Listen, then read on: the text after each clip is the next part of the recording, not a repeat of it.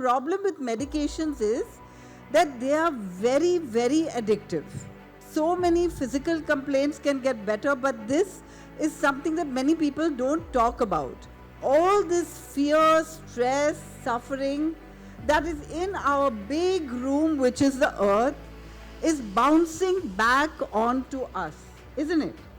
Instinctively, when you see a chicken walk by, or a goat, or a cow, your mouth doesn't water, nobody's mouth waters because it's not our food.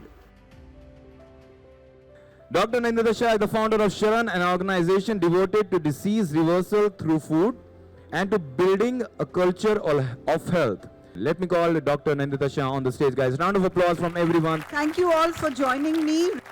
Okay, today's topic is stress, anxiety, and depression. And the reason I chose this is because I spend half of my time doing consultations.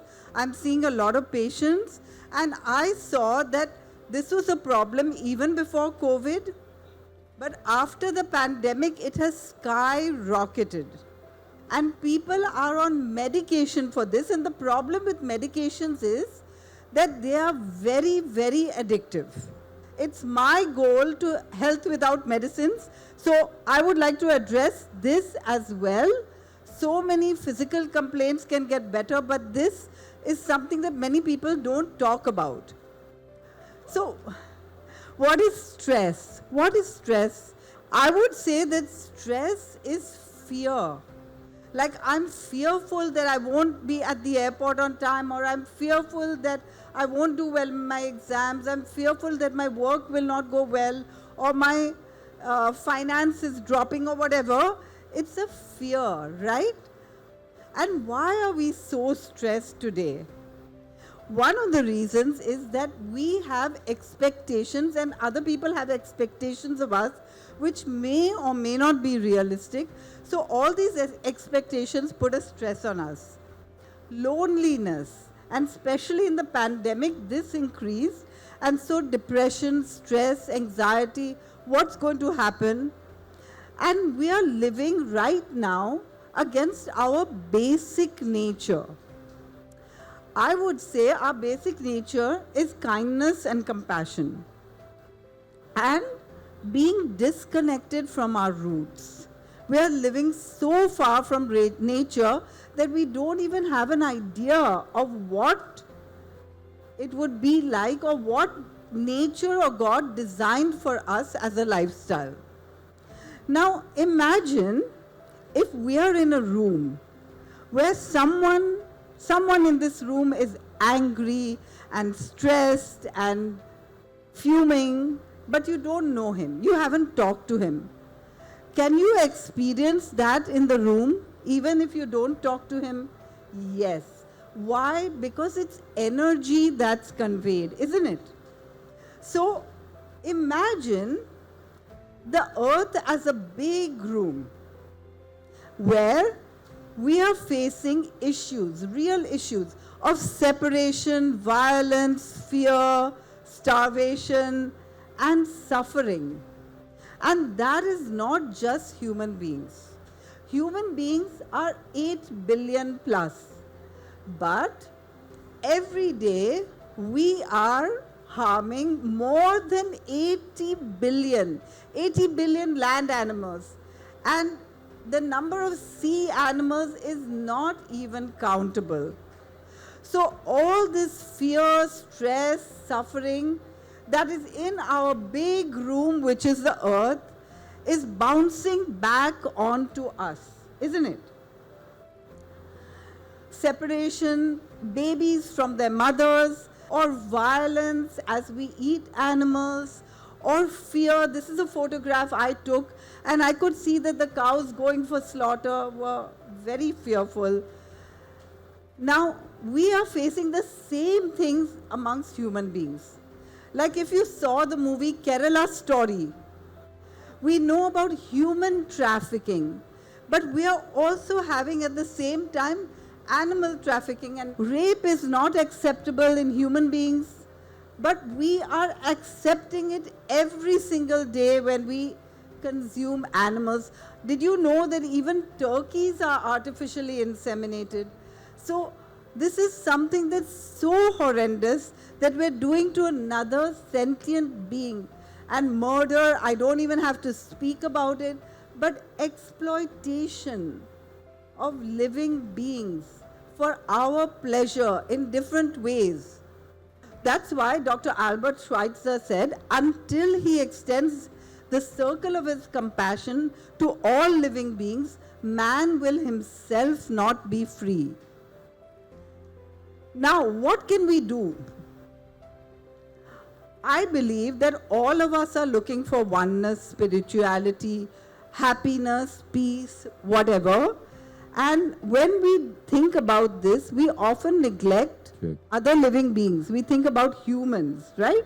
But how can we look at all living beings? Because we are actually all connected, and we know this when we're born. Because every child is connected to animals. If they don't have real animals, they have stuffed animals around their bed, right? Because children love animals. And every religion, no matter which, preaches the same thing in spirit. It may be the rituals that are all different, but the philosophy is the same. Love, forgiveness, gratitude, responsibility, sacrifice, ethics, truth, sharing, compassion, a higher force that is like karma, whatever you may think about, and that our behavior is going to be judged. Isn't it true? Therefore, we want to be good human beings. So religion, no matter what, has the same philosophy, yet because of different rituals we fight. And of course, religions also preach health, right? That's why we have fasting or certain things in all religions. So we have to understand that we are part of the whole. The earth is one living being and we are part of it. And every animal lives according to its own niche. Like right now, we believe we're omnivores. And you all, many of you who are vegans, know that this is not true. And how do you know that it's not true? Because instinctively, when you see a chicken walk by, or a goat, or a cow, your mouth doesn't water, nobody's mouth waters because it's not our food. You know, there's symbiosis even within the body. Like, did you know that the body contains trillions of microorganisms, more microorganisms than our own cells, by a factor of 10 times more? That's why we feel so ill when we take antibiotics. I mean, this is why we always try to avoid antibiotics and use them only for emergencies, because those microorganisms are living in symbiosis with us. Imagine symbiosis within the body, symbiosis outside the body. The whole earth could live in symbiosis. So we all depend on each other. Without the bees and insects, there would be no trees. Or without the plants, there would be no food. And without human beings, everything could flourish without any problem. So that means right now, the way we are living, and we don't need to live that way, but right now the way we are living is breaking down the symbiosis of the world, right? So right now we are living in a situation of ego. And we need to move to eco, because we think we are the highest species on the planet. The earth we can actually consider as a living being.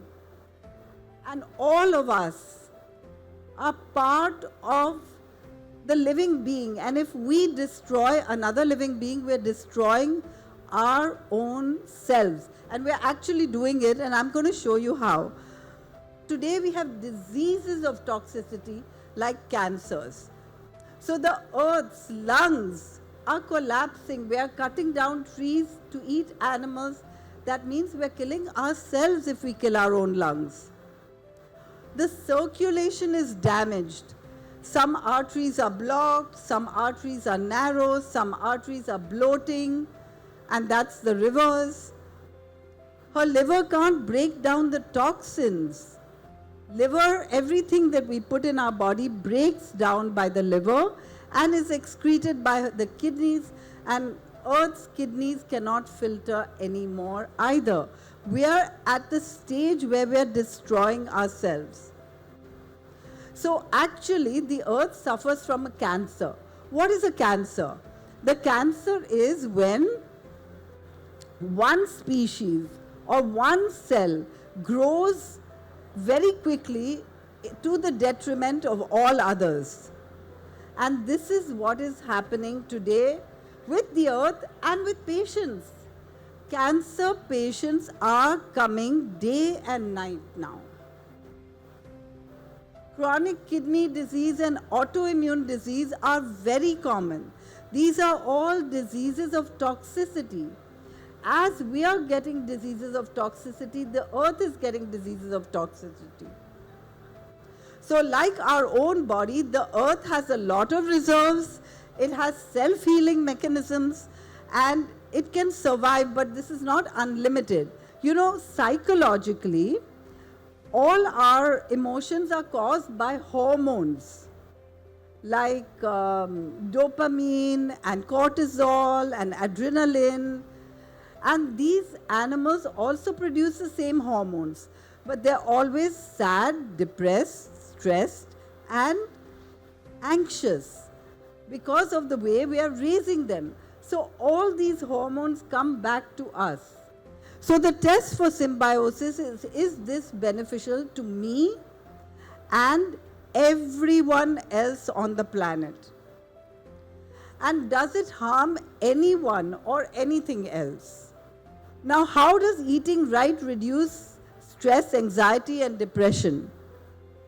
Because we are not consuming those hormones which transmit the feelings of insecurity, forsakenness, hopelessness, and despair, and fear. Tell me, how many of you who are vegans have experienced a shift in your state of mind by shifting to a plant-based diet? Isn't that wonderful? And so those of you who are not yet vegan, I told you there are only two kinds of people, vegans and vegans to be. So please don't wait too long. The changes that people noticed was more clarity, more relaxed, feeling grounded, security, and confidence, and contentment. And this is what we all seek.